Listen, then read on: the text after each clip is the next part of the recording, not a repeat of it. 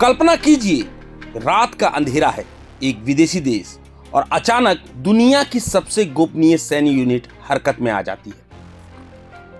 Venezuela में कथित अमेरिकी सैन्य कार्रवाई के बाद एक नाम पूरी दुनिया में गूंज रहा है, यूएस डेल्टा फोर्स। रिपोर्ट्स का दावा है कि इसी यूनिट ने वेनेजुएला के राष्ट्रपति निकोलस मादुरो को हिरासत में लिया है। यह दावा सही है तो यह सिर्फ एक गिरफ्तारी नहीं, बल्कि अंतर्राष्ट्रीय राजनीति में सबसे खतरनाक सैन्य संदेश माना जा रहा है। अब सवाल उठता है, आखिर क्या है डेल्टा फोर्स? क्यों इसे अमेरिका की सबसे खतरनाक यूनिट कहा जा रहा है? और क्या सच में मादुरो को पकड़ने के पीछे यही ताकत थी?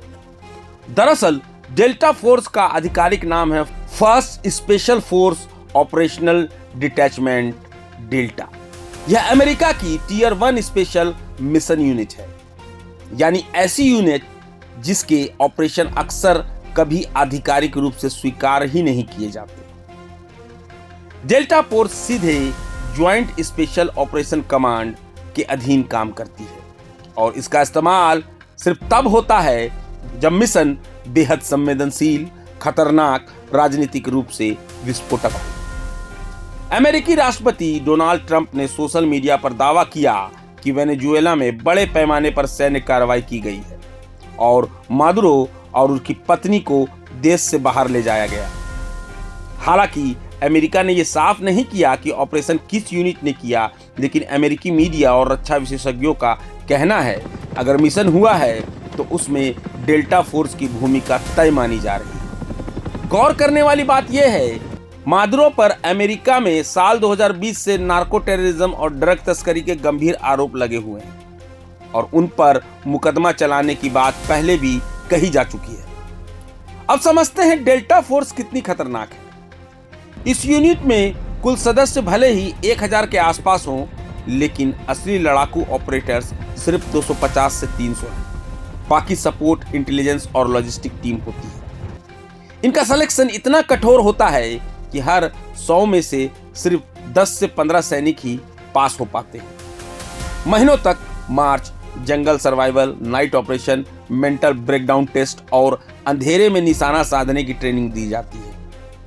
डेल्टा फोर्स जिन हथियारों का इस्तेमाल करती है वह आम सेना से बिल्कुल अलग होती है। HK-41 जैसे अत्याधुनिक rifle, Glock 19 pistol, HK-MP5 submission gun और 1500 मीटर तक मार करने वाली स्नाइपर राइफल्स।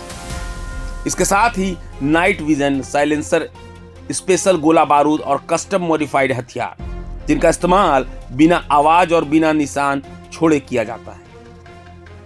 डेल्टा फोर्स के मिशन भी उतने ही खतरनाक होते हैं। हाई वैल्यू टारगेट को पकड़ना या मारना, आतंकवाद विरोधी ऑपरेशन, बंधक बचाव, दुश्मन इलाके में घुसकर खुफिया जानकारी जुटाना और ऐसे ब्लैक ऑप्स जिनकी कभी पुष्टि नहीं होती। इतिहास गवाह है 2019 में ISIS सरगना अबू बकर अल बगदादी का खात्मा, इराक में सद्दाम हुसैन के बेटों को मार गिराना, सोमालिया के मोगादिशु लड़ाई और पनामा में तानाशाह नोरिएगा की गिरफ्तारी, इन सभी ऑपरेशंस में डेल्टा फोर्स का नाम जुड़ा रहा। आज के वेनेजुएला ऑपरेशन की तुलना पनामा 1989 से की जा रही है। इन सब के बीच एक सवाल और है कि अब आगे क्या होगा। वेनेजुएला ने रूस, चीन और क्यूबा से मदद मांगी है। दुनिया दो खेमों में बंटती नजर आ रही है।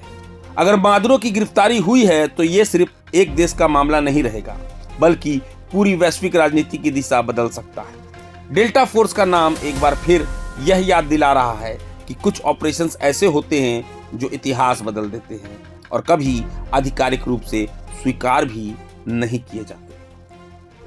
प्रभातखबर.com, विश्वास वही, रफ्तार नहीं।